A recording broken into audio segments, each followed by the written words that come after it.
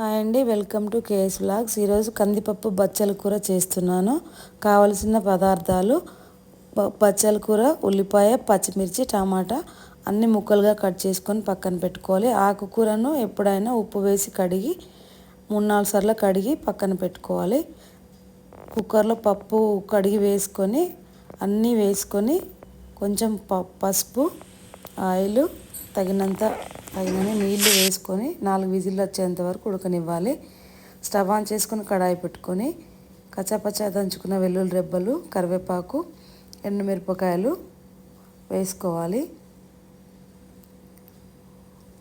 ఆవాలు, జీలకర్ర, తగినంత పసుపు వేసుకోవాలి. ఫస్ట్ టైం నా ఛానల్ చూస్తున్నట్టయితే సబ్స్క్రైబ్ చేసుకొని లైక్ చేయండి, షేర్ చేయండి, కామెంట్ చేయండి. పోపు అంతా బాగా ఫ్రై అవ్వనివ్వాలి. ఉడికిన పప్పును ఒక బౌల్లో వేసుకొని అందులో పోపు కలుపుకుంటే చాలా చాలా టేస్టీగా ఉంటుంది. సూపర్ టేస్టీగా ఉంది. మీరు కూడా చేసుకొని ఎలా వచ్చిందో కామెంట్ చేయండి. చూడండి ఎలా ఉందో, చాలా చాలా టేస్టీగా ఉంటుంది. వీక్లీ వన్స్ బచ్చల కూర, కందిపప్పు తింటే చాలా మంచిది హెల్త్కి.